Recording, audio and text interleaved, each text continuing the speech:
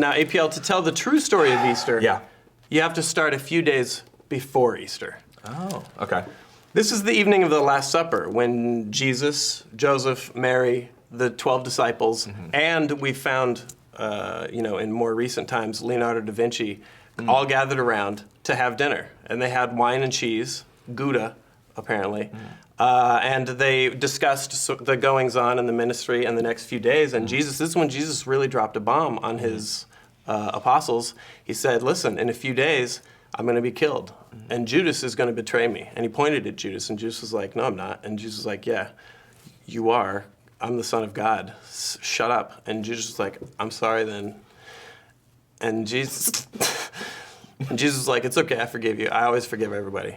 So a few days later, Judas goes to the Romans. He's like, listen, Jesus needs to die. And the Romans were like, we agree. What do the Pharisees think? And the Pharisees were like, yeah, we agree too, because he's different than us and his skin is lighter. So the Romans were like, okay. So they took him up on top of the hill and they nailed him to a cross next to two other men who hadn't done anything. So 3 days later, Jesus was in his tomb and he was laying there and he was like, this is really boring, but I need to get out of here.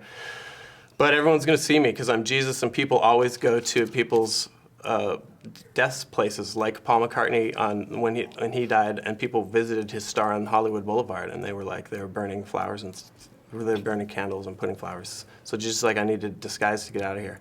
So he asked his dad, who is God, if he could help him, and God said, yeah, I'll give you a little disguise so you can get out of there. So he made Jesus black. Which also allowed Jesus to have the physical prowess to move the stone away from the front of the tomb. But as he stepped out, his skin color wasn't enough. And some of the people that were there were like, look, it's Jesus, but he's black. So God, being the quick-thinking deity that he is, he decided to bless Jesus again with another disguise, and that was with a bunny. So Jesus turned into a little brown bunny, and he hopped away, and everyone was like, where'd Jesus go? And nobody knows. And to this very day, we celebrate Easter by eating little brown bunnies and the eggs that that little brown bunny supposedly laid in its wake for us to find, to shed Christ's love on each other. And I would just like to finish with a quote from Psalms. And the bunny hoppeth, and the bunny hoppeth away. If the eggs are gray, eat 'em another day.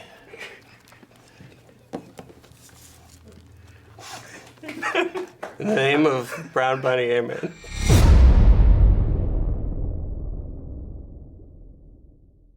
Hello and good afternoon. Welcome to Inbox. I'm Mr. Sark. I'm APL. Today is normally April Fool's Day.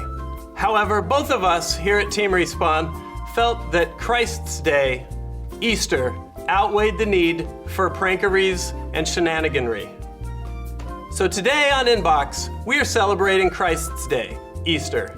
I agree wholeheartedly, Sark, and I would like to take this opportunity to say to my family and my friends and my compatriots, and especially you, may this blessed day rain upon... I'm sorry, I get emotional. May this blessed day reign in infamy, and let the stone be rolled away today. That's right. This is the show here on Team Respawn where we answer all of your mail. Let's get it going. Hello? Wow. Yeah, go ahead and set it all down. Just getting emotional. Woo. She hit You you. okay? You okay? Just out of the blue. Is that about Bible verse? Yeah, coming in with a little of the good book, John. I am the resurrection and the life. Whoever believes in me, though he die, yet shall he live. And everyone who lives and believes in me shall never die. Do you believe this? John 11:25 and 26. Our first question comes in from Ryan Westsider. Sark, can you slap my friend so he can stop obsessing about Jesus putting his salvation all over his body? That's a good question, Ryan. But let me just tell you a little something about this, and you'll want to carry this through the rest of your life. You should absolutely do that, and I will do it too, because slapping Christians is awesome. Whenever you do it, they look on the other direction so you can slap the other side of their head. Scott Saxon weighs in with, what is the dumbest rumor you've heard about yourselves? Right off the top of my head, I think of all the things that I've said that I am and that I've done. Yeah. And people believe me. For example, I fought in Vietnam. I'm a pedophile. That's not true. The second No. one? Oh. Well, I mean, truth is, it's all there's so much gray so much between gray. the black and white. Yeah, but what about you? For me, there's been a lot of talk ever since I moved to Machinima that I'm a sellout. I don't know if you've seen that. I have seen that, Yeah. and that happened. That was because you moved here. Right, exactly, because I Okay. moved here. It's totally shocking, it's totally unfounded, and that to me is the biggest rumor. And people think because I'm surrounded by wonderful products like this gift basket from CVS for $2.99 currently, on sale, great value. If you use your CVS card, get $1 off, so it's actually only 99 cents. And people think, oh, that's gotta be an ad placement, like they definitely told them to say that. Absolutely not, I just No? know a good value when I see it. Yeah. Speaking of value, True Value Hardware, do you like nails? If you like nails and like to hang things on your wall, True Value nickel-plated nails right now are only $1.99. For some reason, a lot of $1.99 selections right now. Yeah, But I had to hang up a poster the other day, and I was like, I need nails. And also, just to back APL Yeah. up on this, to be honest, just through his friendship is the only reason that I even have a subscription to Netflix or several pairs of Control Freaks. Our next question comes in from Ray Lilia. He asks, do you guys believe in conspiracies? Hell yeah. Hell Oh my yes. God. APL and I literally believe everything we're told. Everything we're told. Let me just bounce some stuff off you. Go for All it. right? Unrehearsed. Yep, 9/11. absolutely. JFK assassination. Yep. Bermuda Triangle. Affirmative. Area 51. Yep, Biggie and Tupac. roger that. Jacob and Edward. Yeah, RuPaul. nailed it. Jake Mullen says, what was the most fun you have ever had in any game ever? I mean your entire gaming career. Answer me, you fucks, or I will fuck your fucking fucks. I gotta go back. I gotta go back to the time I beat Darth Maul in Jedi Power Battles on the PlayStation 1 by using a blaster that had 300 shots, and because fighting with a lightsaber was very difficult, so you're fighting, at the end of Phantom Menace when he falls down the giant pit Yep, there, yep. you would shoot him with your 300 rounds, and as he blocked, he would get further and further back towards the ledge, and I figured out a way to glitch him out, and that's how I beat Jedi Power Battles. fell down? And he fell down, and I beat the game. Mine might have been running a 386 back in the day, my family's like shit ass computer, and just turning the odometer over on the mouse. Put 100K on that bitch playing X-Wing and TIE Fighter with a mouse. Because we were poor and I was stupid. But man, those are good times. Yeah, I wish I yeah. could get a hold of X-Wing and TIE Fighter again. Good question, Jake. God be with you and the light of Jesus Absolutely. shine upon you. Amen. Next up, Chris Lopez asks, I wish I could have seen you guys at Beyond. Who did you see? And whose set was your favorite? Chris is referring to Beyond Wonderland, the electronic festival that APL and I went to. Yeah. Okay, so who did we see? We saw a bunch of people. Afrojack. Afrojack, Bassjackers, David Guetta, W&W, Rehab. I think there was one or two others in there that we ended up Yeah. seeing. My favorite was W&W. That was like the second act we saw that night. Plus there were fireworks in the background and everything. They were going all out for them. They killed it. They killed Yeah, it. They did a really good killed job. it. So I think W&W for me. I think because I had never seen him spin before and was expecting some real nonsense, and he didn't go that way.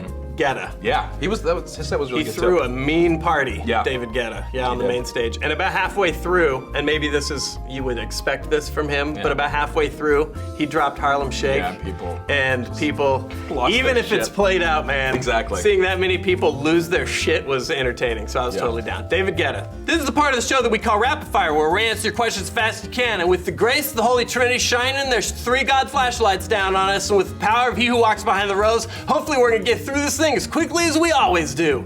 Adam L. Green wants to know if we'd rather be constantly with someone everywhere we go for the rest of our lives or constantly alone.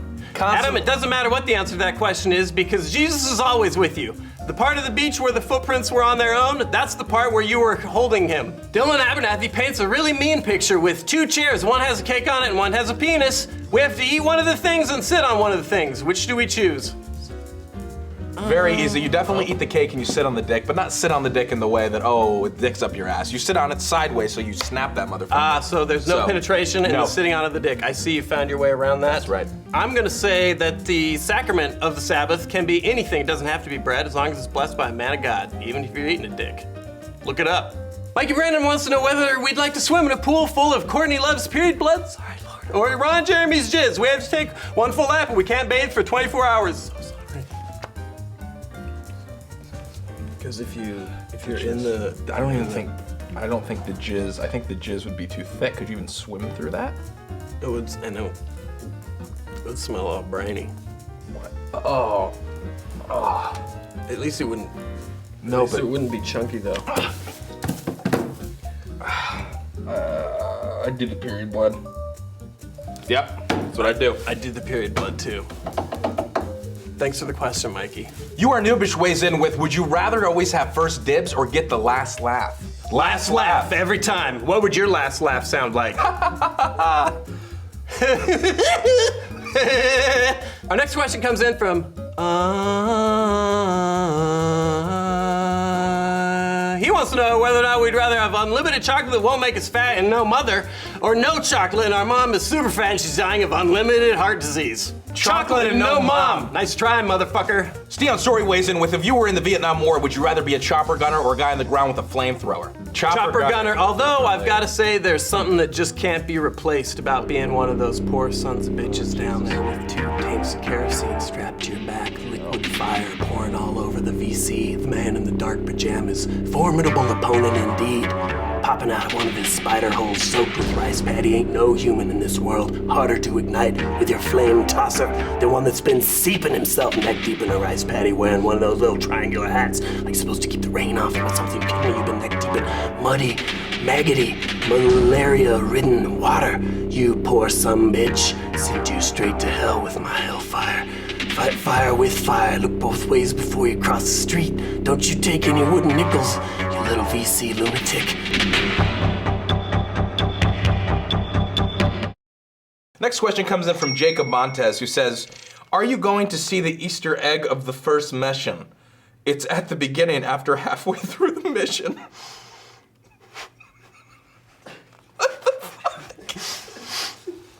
I'm glad you found the I key on your keyboard for the second half of your sentence. You've already won the game, Jacob. I don't know what the fuck is going on.